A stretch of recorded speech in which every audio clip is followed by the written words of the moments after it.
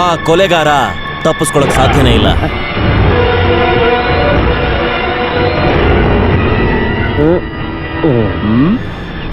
ನೀವು ವೆಪನ್ಸ್ ನ ಬರೀ ನೋಡೋದ್ ಮಾತ್ರ ಅಲ್ಲ, ಆಗಾಗ ಉಪಯೋಗಿಸ್ತೀರಾ ಕೂಡ. ನಿಜ ಹೇಳ್ತೀನಿ ಚಟಿಯಾರ್, ನಾನು ಇಲ್ಲಿಗೆ ಬಂದ್ಮೇಲೆ ನಿಮ್ಗಿರೋ ದೊಡ್ಡ ಕೆಲ್ಸದ ಮುಂದೆ ನನಗೆ ಯಾವ ಕೆಲ್ಸನೂ ಇಲ್ಲ ಅಂತ ನಾನು ನಿಜ ಹೇಳ್ತೀನಿ ನೋಡಿ. ಆದ್ರೆ ನಿಮ್ಮ ಮಗ ಈ ರೀತಿ ಕೊಲೆ ಮಾಡಿದ್ದೇನೆ ಅಂತ ಕೇಳಿ ನನಗಂತೂ ಬೇಜಾರಾಗ್ತಾ ಇದೆ. ನಾನು ಎಷ್ಟು ಕಷ್ಟಪಟ್ಟೆ ಗೊತ್ತಾ? ಓ, ಕ್ರಿಮಿನಲ್ ಇಲ್ಲ ಅಂದ್ರೆ ನನಗೆ ಸಿಕ್ಕಾಪಟ್ಟೆ ಕಷ್ಟ ಆಗ್ತಿತ್ತು. ದಿಢೀರ್ ಅಂತ ಹೀಗೆ ಕೇಳ್ಬಿಟ್ರೆ, ಚಟಿಯಾರ್, ಮೇನ್ ಏರಿಯಾದಲ್ಲಿ ಒಂದು ಒಳ್ಳೆ ಫ್ಲಾಟ್, ಅದು ಈ ಸಿಟಿಲೇ. ಅದು ನನ್ನ ಕನಸು. ಒಂದು 5000 ஸ்கொயர் ஃபீட். Okay, agri. ஆனா ஒரு விஷயம், அந்த சத்த பொண்ணு வந்து ஒரு ஜேர்னலிஸ்ட். அவள் அண்ணன் அந்த மார்க்கெட் நடக்கும்போது கேமரால ஷூட் பண்ணியாச்சு. அந்த எவிடன்ஸ் எல்லாமே ஒரு ஃபைல் ஆக்கி உன் பொண்டாட்டி கையில கொடுத்துருக்கு. அந்த ಫೈಲ್ எனக்கு வேணும். ನನ್ನ ಹೆಂಡತಿ ಕೈಲ ಅದನ್ನ ನಾನ್ ನೋಡ್ಕೋತೀನಿ, ನೀವೇನು ಚಿಂತೆ ಮಾಡಬೇಡಿ. ಹೋದ್ವಾರ ತಾನೇ ಜ್ಯೋತಿಷ್ ಹೇಳಿದ್ರು ನನಗೆ ಶುಕ್ರ ದಿಸೆ ಇದೆ ಅಂತ. ನೋಡಿದ್ರ ನನ್ನ ಕೆಲಸ ಹೇಗ್ ಬರ್ತಾ ಇದೆ ಅಂತ. ಚಟಿಯಾರ್, ನಾವೊಂದ್ ಕೆಲಸ ಮಾಡೋಣ. ನಾನ್ ನಿಮ್ಗೆ ಫ್ಲಾಟ್ ಬಗ್ಗೆ ಹೇಳಿದ್ನಲ್ಲ, ಅದು ಒಂದು 10,000 ಸ್ಕ್ವೇರ್ ಫೀಟ್ ಇದ್ರೆ ಇನ್ನೂ ಒಳ್ಳೇದು ಅನ್ಸುತ್ತೆ. ಇನ್ನೊಂದ್ ಸ್ವಲ್ಪ ದುಡ್ಡು ಜಾಸ್ತಿ ಕೊಟ್ರೆ ಹೆಂಡತಿನೇ ಕೊಟ್ಬಿಡ್ತಾನೆ ಅನ್ಸುತ್ತೆ. ಅಸಿಂಗಮ ಪೇಸಾದ ಮಕ್ಳು ಹೀಗ್ ತಪ್ಪು ಮಾಡಿದಾಗ ದೊಡ್ಡವ್ರು ಹೊಡಿಬೇಕು, ಅದನ್ನೇ ಮಾಡ್ದೆ. ಅಲ್ಲ ಚಟಿಯಾರ್, ಏನು ಇಲ್ವಾ? ಎಲ್ಲಿ ಮೇಲೆತ್ ನೋಡಿ. ಓ, ಕ್ಯಾಶ್ ಕೌಂಟರ್ ಇಲ್ಲೇ ಇದೆ. 1 ಲಕ್ಷ. ಎಷ್ಟೋ ಪರವಾಗಿಲ್ಲ, ಖರ್ಚಿಗಾಯ್ತು. ಬರ್ತೀನಿ. ಇವನೇನಾದ್ರೂ ಇನ್ನೂ 4 ವರ್ಷ ಇಲ್ಲೇ ಇದ್ರೆ ನೀವು ಭಿಕ್ಷೆ ಬೇಡಬೇಕಾಗತ್ತೆ. ಅವನ ಚೆಟ್ಟಿಯಾರು ಯಾರನ್ನು தெரியாது. ಅವನ ಕೊಂಡೊಂದು ನಾನನ್ನ ತಿರುಪಿ ಅನುಭವನಕ್ಕೆ ತೆರೆಯು. ಜರ್ನಲಿಸ್ಟ್ ಪಾರ್ವತಿನ ಕೊಲೆ ಮಾಡಿದವ್ರನ್ನ ಕಂಡಿಡೀರಿ. ಹೌದು ಹೌದು ಕಂಡಿಡೀರಿ. ಜರ್ನಲಿಸ್ಟ್ ಪಾರ್ವತಿನ ಕೊಲೆ ಮಾಡಿದವ್ರನ್ನ ಕಂಡಿಡೀರಿ. ಹೌದು ಹೌದು ಕಂಡಿಡೀರಿ. ಜರ್ನಲಿಸ್ಟ್ ಪಾರ್ವತಿನ ಕೊಲೆ ಮಾಡಿದವ್ರನ್ನ ಹೌದು ಹೌದು ಕಂಡಿಡೀರಿ.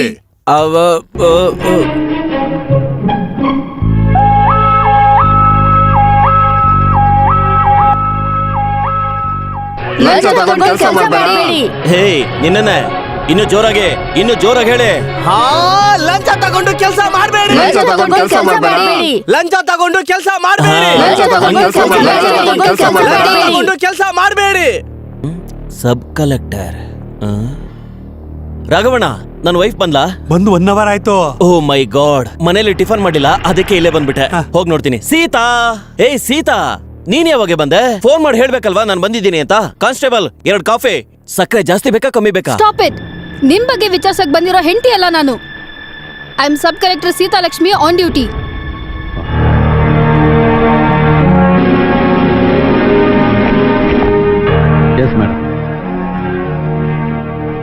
ಏನ್ ವಿಷಯ ಮೇಡಮ್? ಆಚೆ ಎಲ್ರು ಕೂಗ್ತಾ ಇರೋದು ಕೇಳಿಸ್ಕೊಂಡ್ರಲ್ಲ? ಕೇಳಿಸ್ತು. ಸೌಂಡ್ ಕಮ್ಮಿ ಇತ್ತು, ಇನ್ನು ಸ್ವಲ್ಪ ಜಾಸ್ತಿ ಮಾಡಿ ಅಂತ ಹೇಳ್ದೆ. ಅದಕ್ಕೆ ನೀವು ಉತ್ತರ ಹೇಳ್ಬೇಕು. ಮೇಡಮ್, ಅವ್ರು ಕಿರ್ಚೋದಿಕ್ಕೆ ನಾನೇನ್ ಮಾಡ್ಲಿ ಹೇಳಿ? ಅವರು ನನ್ನ ಮಾತು ಕೇಳೋದಿಲ್ಲ. ಇಲ್ಲಿ ನೋಡಿ, ಅದನ್ನ ಹಾಗೆ ಬಿಟ್ಬಿಡಿ. ನಾನ್ಸೆನ್ಸ್. ಸಸ್ಪೆಂಡ್ ಆಗಿರೋ CA ರಾಜೀವ್ ಜೋಸೆಫ್ ನಿರಪರಾಧಿ ಅಂತ ನಿರೂಪಿಸಕ್ಕೆ ಮುಖ್ಯವಾದ ಆಧಾರಗಳು ಎಂಕ್ವೈರಿ ಕಮಿಷನ್ ಹತ್ರ ಸಬ್ಮಿಟ್ ಮಾಡಕ್ ಬಂದಾಗ ಕೊಲೆಯಾದ ಹುಡುಗಿನೇ ಆ ಪಾರ್ವತಿ. ಆ ಪಾರ್ವತಿ ಕೊಲೆ ಕೇಸಲ್ಲಿ ಸುಮಾರು ಎವಿಡೆನ್ಸ್ ನಿಮ್ಮ ಹತ್ರ ಇದೆ ಅಂತ ನಾನು ಕೇಳ್ಪಟ್ಟೆ. ಹಾಗಿರುವಾಗ ಅಕ್ಯೂಸ್ನ ಯಾಕಿನ್ನೂ ಅರೆಸ್ಟ್ ಮಾಡಿಲ್ಲ? ರಾಘವಣ್ಣ. Yes sir. ಯಾರು ಮೇಡಮ್ ಹೇಳಿದ್ದು ಅಕ್ಯೂಸ್ನ ನಾನು ಕಸ್ಟಡಿಗೆ ತಗೊಂಡಿಲ್ಲ ಅಂತ? ರಾಘವಣ್ಣ, ಆ ಅಕ್ಯೂಸ್ನ ನಾನು ಜೀಪಲ್ಲಿ ಕಟ್ಟಾಕಿದ್ದೀನಿ, ಕರ್ಕೊಂಡ್ ಬನ್ನಿ.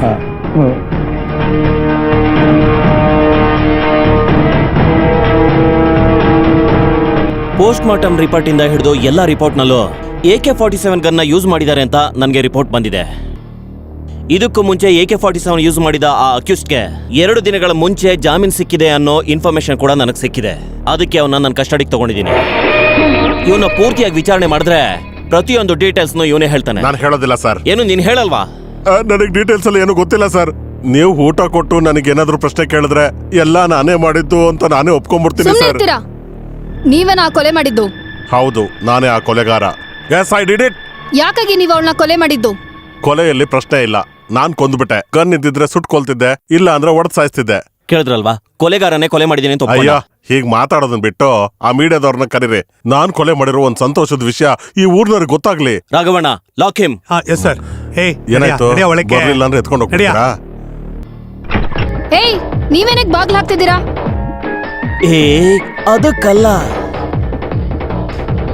ನಾನೀಗ ಮಾತಾಡ್ತಾ ಇರೋದು ಸಬ್ ಕಲೆಕ್ಟರ್ ಸೀತಾಲಕ್ಷ್ಮಿ ಜೊತೆ ಅಲ್ಲ, ನನ್ನ ಹೆಂಡತಿ ಜೊತೆ.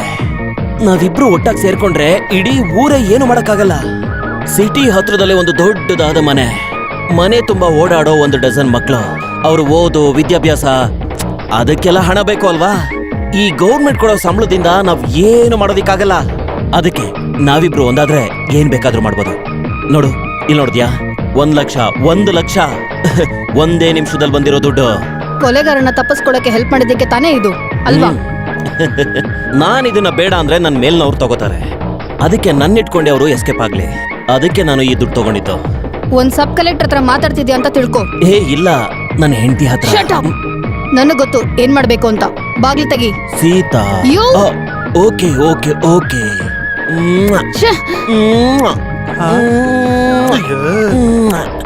ಈ ತರ ಮಾಡೋಣ ಅಲ್ವಾ? ಅಮ್ಮ ಸಾರಿ, ನಾವಿಬ್ರು ಒಟ್ಟಿಗೆ ಇದ್ದಾಗ ಈ ತರ ಮಾಡ್ತಾ ಇರ್ತೀವಿ. ಅದು ಹೆಂಡತಿ ಅಂದ್ರೆ ಹಾಗೆ ಅಲ್ವಾ? ಪೊಲೀಸ್ ಸ್ಟೇಷನ್ ಅಂತಾನು ನೋಡ್ದೇನೆ. ಸುಮ್ಮನೆ ರಾಗಣ.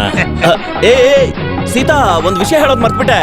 ರಾತ್ರಿ ಊಟಕ್ಕೆ ಚಿಕನ್ ಕಬಾಬು ಜೊತೆಗೆ ಫಿಶ್ ಕರಿ ಇದನ್ನೆಲ್ಲ ಮಾಡ್ಬಿಡು. ಯೋ, ನಿಧಾನ ಕೊಡ್ಸಯ್ಯ, ಜೋರಾಗಿ ಓಡಿಸ್ಬೇಡ. ಒಳಗ್ ಕೂತಿರೋದು ನೀವ್ ನನ್ನ ಗಾಡಿ ಹೆಂಡತಿ. ತೆಗೀರಿ.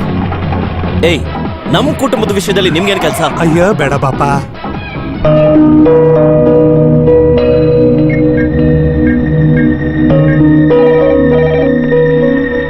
Hello vigilance and aunty corruption department. I am sub collector Seethalakshmi.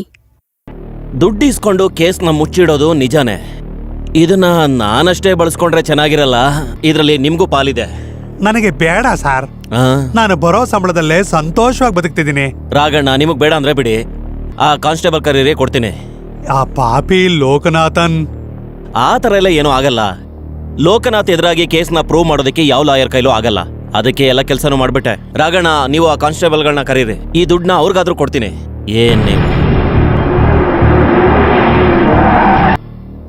ಅಯ್ಯೋ ದೇವ್ರೆ, ವಿಜಿಲೆನ್ಸು ಸಾರ್, ವಿಜಿಲೆನ್ಸ್ ಅವ್ರು ಬಂದ್ಬಿಟ್ರು. ಅಯ್ಯೋ ದೇವ್ರೆ, ಏನಪ್ಪಾ? We are from anti corruption department. ನಾವಿಲ್ಲಿ ಸರ್ಚ್ ಮಾಡಬೇಕು. Yes, please carry on. Search.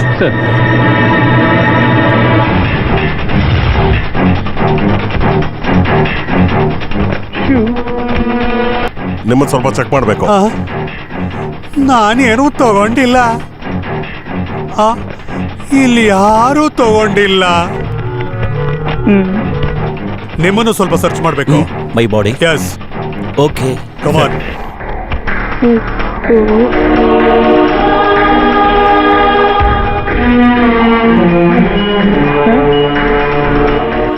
Sir ಏನೂ ಇಲ್ಲ sir. Sorry for the disturbance. ನಮಗೆ ರಾಂಗ್ ಇನ್ಫಾರ್ಮೇಶನ್ ಬಂದಿತ್ತು. ಪೊಲೀಸ್ ಸ್ಟೇಷನ್ ಅಲ್ಲಿ ಇಲ್ಲಿಗಲ್ ಆಗಿ ಅಮೌಂಟ್ ಇಟ್ಟಿದ್ದಾರೆ ಅಂತ.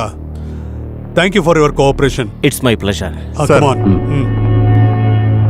ಸಿಕ್ಕಾಕೊಳ್ಳಿಲ್ಲ, ಸದ್ಯ ಸಿಕ್ಕಾಕೊಳ್ಳಿಲ್ಲ.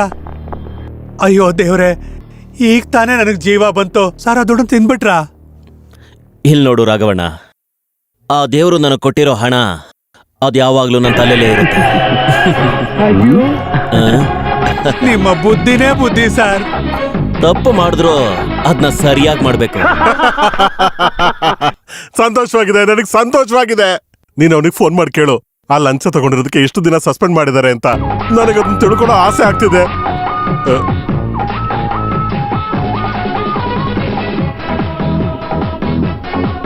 ನೋಡಿ ನೋಡಿ, ಎಲ್ರು ನೋಡಿ, ವಿಜಿಲೆನ್ಸ್ ಕಂಡಿಡಿಯೋಕಾಗದೆ ಇರೋ ದುಡ್ಡು ನನ್ನನ್ನ ಯಾರೋ ಹುಚ್ಚು ನನ್ನ ಮಗ ಹಿಡ್ಕೊಡ್ಬೇಕು ಅಂತ ನೋಡ್ದ. ಅಮ್ಮ, ನೀವ್ ಯಾವತ್ತಾದ್ರೂ ನಿಮ್ ಗಂಡನ್ನ ಹಿಡ್ಕೊಡೋದಕ್ಕೆ ಟ್ರೈ ಮಾಡಿದೀರಾ? ಮಾನ ಮರ್ಯಾದೆ ಇರೋರಲ್ಲ ಅವರೆಲ್ಲ. ನಾನು ತಂದೆ ಆಗ್ತೀನಿ. ಆಗ ನನ್ನ ಮಗ ಹೇಳ್ತಾನೆ ನಮ್ಮ ಅಪ್ಪ ಎಷ್ಟು ಒಳ್ಳೆಯವನು ಅಂತ. ಅದಕ್ಕೆ ನನಗೊಂದು ಚಾನ್ಸ್ ಕೊಡು.